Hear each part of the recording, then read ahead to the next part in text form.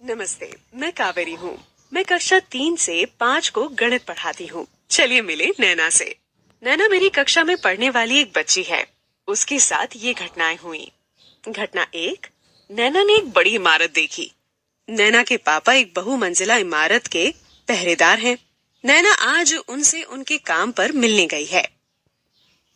अरे अरे, कितनी ऊंची इमारत है। कौन रहता है यहाँ? बहुत सारे लोग। इस इमारत में 14 मंजिल हैं और हर एक मंजिल में 7 घर हैं। तो बताओ कितने घर हुए? 21। वो कैसे? 14 को 7 से जमा किया 21। घटना 2, कक्षा में गुणा का सवाल। नैना ने मेरी कक्षा में ये सवाल सुलझाया। नैना की अपनी पापा से बातचीत और कॉपी में किए गए सवाल को देखकर बताइए कि नैना की गुणा की समझ के बारे में हमें क्या पता चला। इन विकल्पों में से चुनें और सबमिट बटन दबाएं। उसे गुणा की समझ है। उसे 2 अंकों को गुणा करना आता है। उसने गुणा को बारंबार जमा के जैसे समझा। उसे गुणा कैसे करें इसकी समझ नहीं है।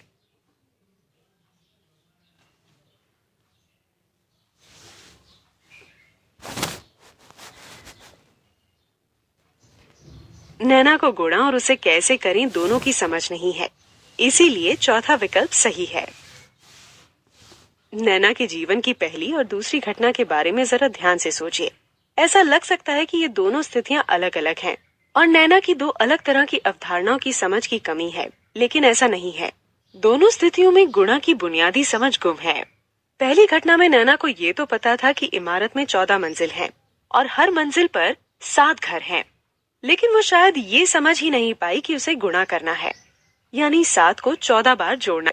अक्सर बच्चों में यही समझ नहीं होती। गुणा किसी एक संख्या को बारंबार जोड़ना होता है। इस समझ के ना होने के कारण नैना घरों की संख्याओं का पता नहीं कर पाई। दूसरी घटना में नैना को गुणा करने की प्रक्रिया की अधूरी समझ थी। गुणा की कलन विधि में जोड़ और घटा की कलन विधि से अलग तरह की प्रक्रिया हो रही होती है। नैना ये तो जानती थी कि जोड़ और घटा में इकाई को इकाई और दहाई को दहाई से जोड़ा जाता है, लेकिन गुणा में इकाई और दहाई को इकाई और दहाई दोनों से गुणा किया जाता है। इस समझ की कमी की वजह से ही नैना ने 9 को 0 से और 3 को 3 से गुणा किया।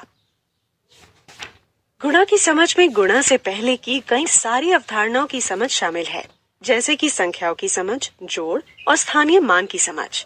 इसके साथ ही उसे कब और कैसे करे इसकी समझ भी शामिल है। आइए इन्हें विस्तार में समझे। चलिए कुछ रोजमर्रा की समस्याओं को देखते हैं। रीमा हर रोज स्कूल आने जाने में 27 रुपए खर्च करती है। अगर स्कूल महीने में 22 दिन के लिए लगता है तो रीमा स्कूल आने जाने में कितने रुपए खर्च करती है। अब्दुल बाजार में आलू खरीद रहा है। अगर आधा किलो आलू 20 रुपए का है तो 2 किलो आलू कितने का होगा। मीना के घर में 320 यूनिट बिजली की खपत हुई। उसने बिजली के बिल का अंदाजा लगाने के लिए कुछ इस तरह प्रति यूनिट का हिसाब किया। 200 यूनिट तक का रेट 3 रुपए है। 201 से 400 तक का रेट 4 रुपए 50 पैसे है। मीना के घर का बिजली का बिल लगभग कितना आएगा। इन सभी स्थितियों के बारे में ध्यान से सोचिए। इन सभी स्थितियों में कुछ समान बात है। इन विकल्पों में से एक विकल्प चुनें। आप एक से ज्यादा विकल्प भी चुन सकते हैं। सभी समस्याओं में खरीदारी हो रही है। सभी समस्याओं में गुणा हो रहा है। सभी समस्याओं में समूह में चीजों को बार बार जोड़ा जा रहा है।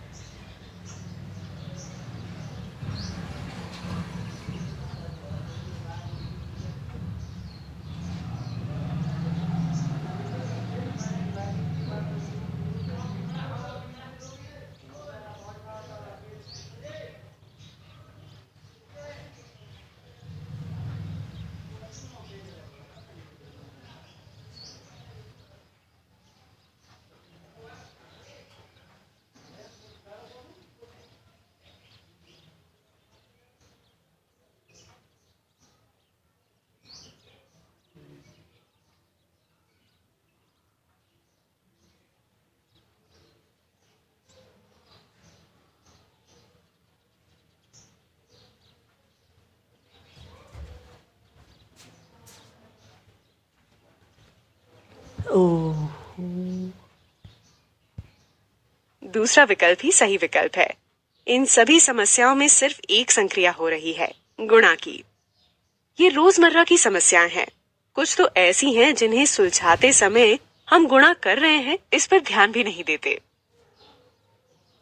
पहले सवाल के बारे में इनमें से कौन सा कथन सही होगा? इन विकल्पों में से कोई एक विकल्प चुनें। रीमा के महीने के खर्च के बारे में पता चल रहा है। रीमा हर रोज कितने रुपए खर्चती है पता चल रहा है। 27 को बारंबार जोड़ा जा रहा है। तीसरा विकल्प सही है। अगर हमें ये पता करना है कि रीमा को महीने भर स्कूल जाने के लिए कितने रुपए लगेंगे तो हमें 27 को बारंबार जोड़ना होगा। सही में कहें तो 22 बार जोड़ा जा रहा है, यानी पहले दिन 27 रुपए खर्च हुए। इसे हम 27 गुणा 1 भी लिख सकते हैं। दूसरे दिन 27 जमा 27 रुपए खर्च हुए, जिसे हम 27 गुणा 2 लिख सकते हैं। तीसरे दिन 27 जमा 27 रुपए खर्च हुए, जिसे हम 27 गुणा 3 भी लिख सकते हैं। और इसी तरह 22वें दिन हम सीधा 27 को 22 से गुणा कर सकते हैं। रीमा महीने भर में या दिन भर में बस में खर्च होने वाले रुपए के अलावा भी रुपए खर्चती होगी। इस सवाल से हमें इनके बारे में ये जानकारी नहीं मिल रही, इसलिए पहले दोनों विकल्प सही कथन नहीं है। गुणा करने की शुरुआत सबसे पहले एक ही संख्या को बारंबार जोड़े जाने से की गई होगी। प्राचीन सभ्यताओं में व्यापारियों को जब एक ही वस्तु की अधिक संख्या खरीदनी पड़ती होगी और तुरंत लागत पता करनी होगी तो उनके लिए एक ही संख्या को कई बार जोड़ना बोझिल होता होगा। गुणा की उत्पत्ति शायद ऐसे ही हुई होगी। इसका मतलब यह भी है कि गुणा के लिए जोड़ की समझ एक पूर्व ज्ञान और जरूरी अवधारणा की तरह होती है। अक्सर बच्चों को एक ही मात्रा को बारंबार जोड़ने की प्रक्रिया की अधूरी समझ होती है और इसी वजह से उन्हें गुणा सीखने में मुश्किल होती है। मैंने अपनी कक्षा में गुणा की कुछ आम गलतियों को देखा। इन्हें मैं एक अंकीय गुणा की गलतियां और बहुअंकीय गलतियों में बांटकर आपके साथ साझा करूंगी। एक अंकीय गुणा की गलतियां। मैंने देखा कि गुणा की समझ कक्षा 3 से बनना शुरू होती है। नैना ने जिस तरह इमारत में घरों की संख्या को गिना, उसे जरा ध्यान से देखिए। 14 मंजिल की इमारत में हर मंजिल पर 7 घर थे। नैना ने इसे सुलझाने के लिए 14 जमा 7 किया। इस तरह की गलती जहां बच्चे गुणा करने की बजाय संख्याओं को जमा कर देते हैं, सबसे पहले स्तर की और शुरुआती गलती है। लेकिन नैना ऐसा क्यों कर रही है? इन विकल्पों में से चुनें और सबमिट बटन दबाएं। उसे 14 गुणा 7 का उत्तर नहीं आता। गुणा की समझ के लिए जमा जरूरी है। जमा और गुणा दोनों एक समान प्रक्रियाएं हैं। नैना की जमा की समझ काफी अच्छी है। तीसरा विकल्प सही विकल्प है। जमा और गुणा दोनों समान प्रक्रियाएं हैं, जिसमें मात्रा में बढ़ोतरी होती है। बच्चे गुणा करने से पहले जोड़ बहुत सरल रूप से कर पा रहे होते हैं और इसी वजह से वे अक्सर हर स्थिति में जमा कर देते हैं। जमा और गुणा के बीच के संबंध को अक्सर नजरअंदाज किया जाता है, इसलिए बच्चे गुणा और जमा के बीच अंतर नहीं कर पाते। नैना की गलतियों से मुझे अपने पढ़ाने के तरीके के बारे में सोचने का मौका भी मिला। मैंने पाया कि दरअसल बच्चों को गुणा सिखाने की शुरुआत मैंने पहाड़ों से की थी और उन्हें पहाड़े रटने को कह दिया था। इसके बाद मैंने जब भी गुणा के सवाल ब्लैक बोर्ड पे करवाए तो उनसे बस पहाड़ों के बारे में ही पूछा। जैसे कि इस सवाल को करवाते समय मैं बच्चों से सिर्फ ये पूछती थी कि 0 गुणा 9 कितना हुआ, या फिर 3 गुणा 9 कितना हुआ। किस संख्या को कहाँ लिखना है ये बताने के लिए मैं बच्चों को सिर्फ बता देती थी कि इसे इकाई के स्थान पर लिखते हैं और इसे दहाई के स्थान पर। इसके पीछे की समझ के बारे में ना तो मैंने खुद सोचा और ना ही बच्चों को बताया। साथ ही बच्चों की गलतियों के बारे में मुझे ऐसा लगता था कि वे ध्यान नहीं देते हैं। गुणा पर हुए शोध पढ़ने के बाद मैंने पाया कि ऐसी कई बुनियादी समझ होती है जिनकी वजह से बच्चों को अक्सर समझ बनाने में दिक्कतें आती हैं। नैना की गलतियों के बारे में सोचने से मुझे गुणा के बारे में और ज्यादा समझ बनाने की जरूरत लगी। मेरे मन में कुछ इस तरह के सवाल थे। आखिर हम गुणा की कलन विधि को इसी तरह से क्यों लिखते हैं?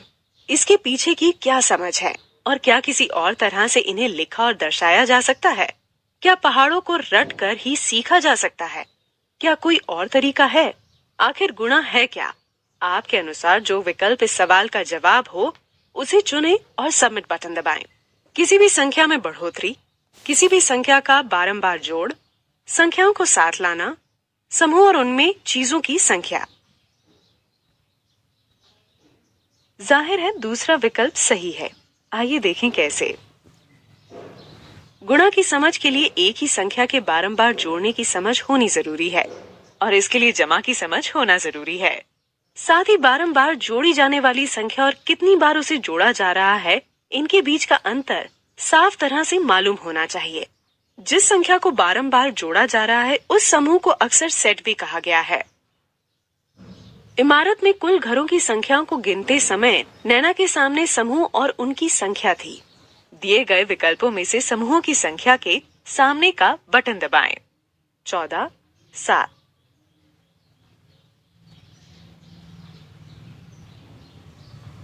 थोड़ा चकराने वाला सवाल है ना? मैं भी उलझन में पड़ गई थी, लेकिन गौर से देखा जाए तो पता चलेगा कि दरअसल 7 को बारंबार जोड़ा जा रहा है।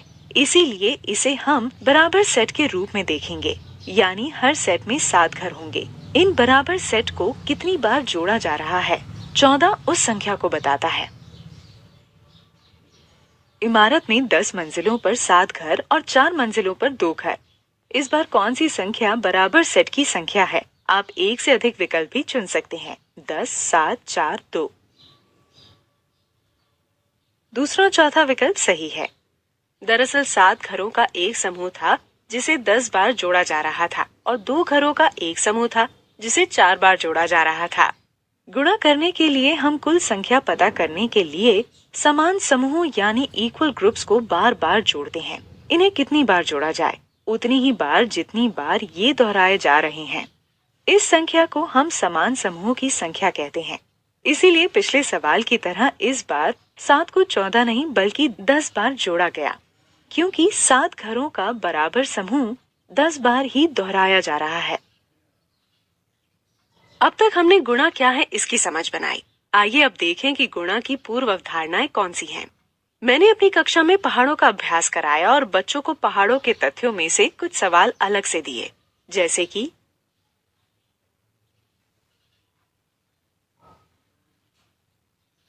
नन्ही ने 3 गुणा 4 का हल 15 और 6 गुणा 7 का हल 35 लिखा। तो अब बताइए कि इस गलती से हमें नन्ही की समझ के बारे में क्या पता चला। इन विकल्पों में से चुनें और सबमिट बटन दबाएं। नन्ही को गुणा नहीं करना आता, नन्ही ने हल लिखते समय गलती की, नन्ही ने सवाल को गलत हल किया, नन्ही ने संकार्य से संबंधित गलती की।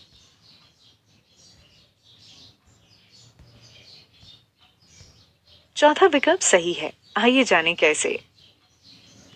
मैं भी अपने बचपन में ऐसी गलतियां करती थी। कई बार मैं एक ही गुणनफल को हर जगह इस्तेमाल करती थी। बच्चे ऐसी गलतियां तब करते हैं जब वे एक उत्तर को हर जगह इस्तेमाल करने लगते हैं।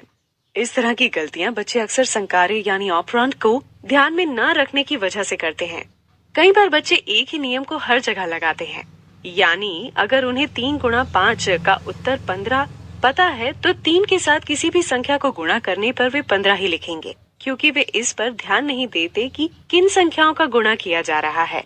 किसी भी संख्या को 5 से गुणा करना बच्चों के लिए सबसे आसान होता है, इसलिए आप पाएंगे कि बच्चे अधिकतर 5 के गुणज को सभी संख्याओं के गुणनफल की तरह लिख देते हैं। आप सोच रहे होंगे कि ऐसी गलतियों के लिए पहाड़ों का अभ्यास काफी है। मैंने भी यही सोचा, इसलिए मैंने नन्ही को अपने पास बुलाकर 3 और 6 का पहाड़ा सुनाने को कहा। नन्ही ने दोनों पहाड़े बिल्कुल सही सुनाए, लेकिन दूसरी बार भी यही सवाल देने पर उसने फिर से वही गलती दोहराई। नन्ही की गलतियों से मुझे ये लगा कि पहाड़ों को रट लेने से गुणा की समझ नहीं बनती। सच में नन्ही ने शायद 4 चीजों के 3 बराबर समूहों को कभी देखा ही ना हो, या फिर उनके बारे में बात करने या गिनने के मौके ही ना मिले हों। मुझे इससे छोटी कक्षाओं की अवधारणाओं यानी संख्या, जोड़ और छोड़कर गिनने की समझ पर और काम करने की जरूरत के बारे में पता चला।